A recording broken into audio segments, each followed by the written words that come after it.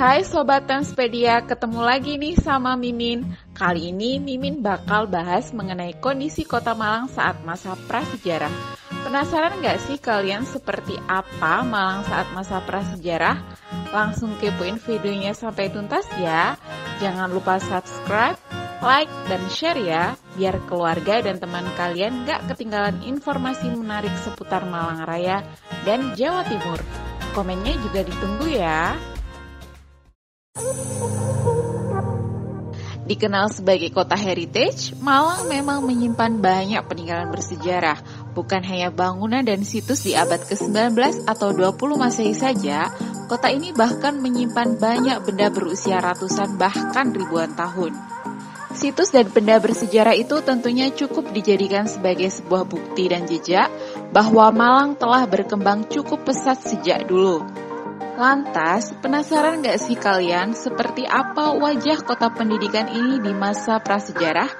Benarkah saat itu sudah ada kehidupan dan peradaban yang berkembang? Ternyata jawabannya adalah iya. Salah satunya dibuktikan melalui situs Punden Mbah Tugu yang lokasinya berada di Kampung Celaket.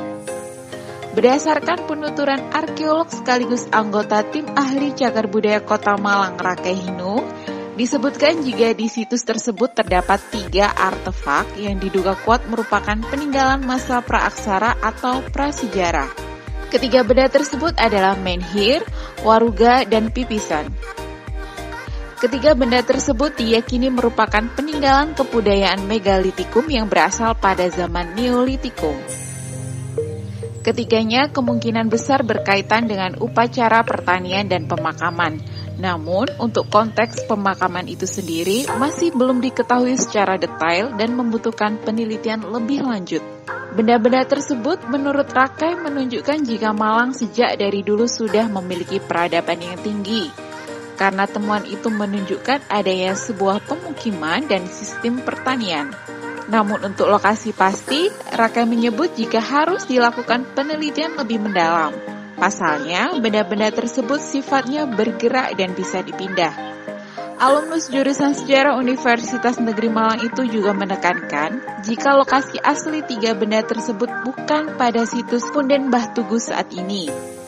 Berdasarkan penuturan, artefak yang ada pada situs Punden Mbah Tugu tersebut dikumpulkan dari beberapa lokasi yang ada di Malang Raya, sehingga belum tentu lokasi situs Punden Mbah Tugu menjadi titik asli sebuah pemukiman sejak masa prasejarah tersebut.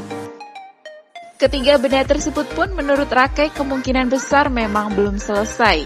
Dilihat dari strukturnya, menhir, waruga, dan pipisan di situs Punden Mbah Tugu tersebut masih belum sempurna dibanding artefak pada umumnya. Artefak di Punden Mbah Tugu ini sebelumnya juga sudah tercatat dalam salah satu catatan kepurbakalaan Belanda yang dimuat pada tahun 1923. Punden tersebut dulunya dicatat ketika masih berada di posisi semula di belakang sekolah kesusteran Ursulin yang sekarang dinamai Sekolah Koryesu.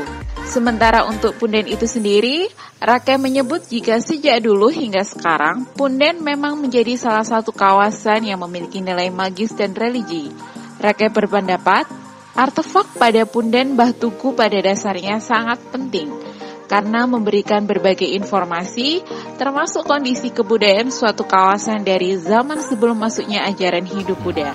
Dari laporan itu saya dapatkan bahwa benda itu sebenarnya adalah benda yang tercecer di das Sungai Berantas.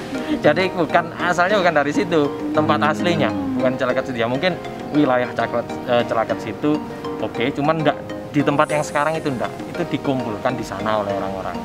Karena emang dulu di sana ada pohon beringin atau apa gitu, menurut laporan yang saya baca itu, atau yang dikultuskan oleh masyarakat situ, sehingga benda-benda yang dianggap bertuah atau benda-benda yang dianggap punya nilai magis mistis dalam kategori religi klasik ya. Religi klasik itu bisa animisme, dinamisme, bisa orang kepercayaan, macam-macam lah religi klasik. Ini dikumpulkan sama sempat di wilayah yang sekarang jenengan tahu sebagai Punden Mbah Tugu itu. Kalau nggak salah ada 3 cagar budaya di sana. Yang pertama ada, yang saya lihat ada menhir ya.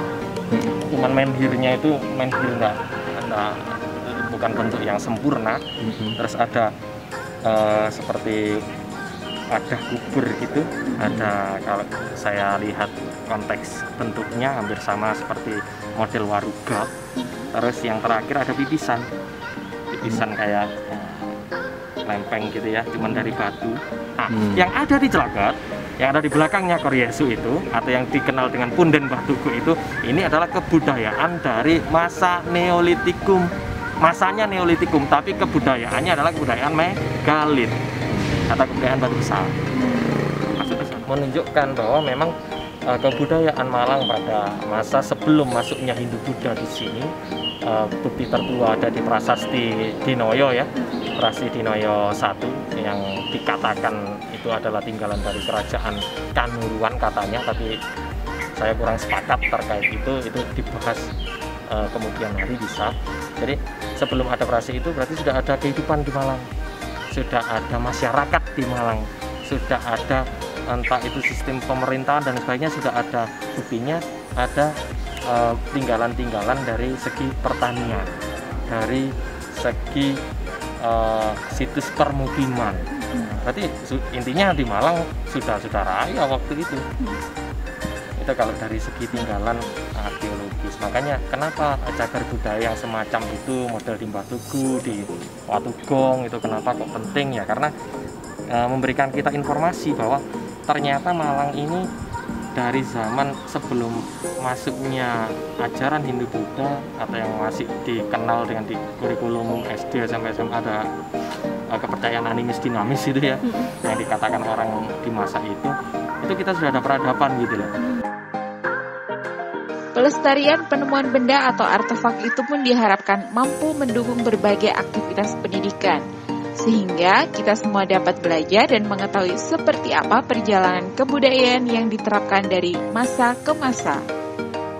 Well, gimana tanggapan kalian tentang tema kali ini? Komen di sini ya, atau kunjungi langsung akun medsos Jatim Times Network. Sekian dulu ya bahasan kita kali ini. Sebelum Mimin pamit, Mimin ingetin lagi, jangan lupa like, subscribe, share, dan komen, nyalain loncengnya juga ya, biar Mimin bisa terus berbagi informasi menarik. Dah.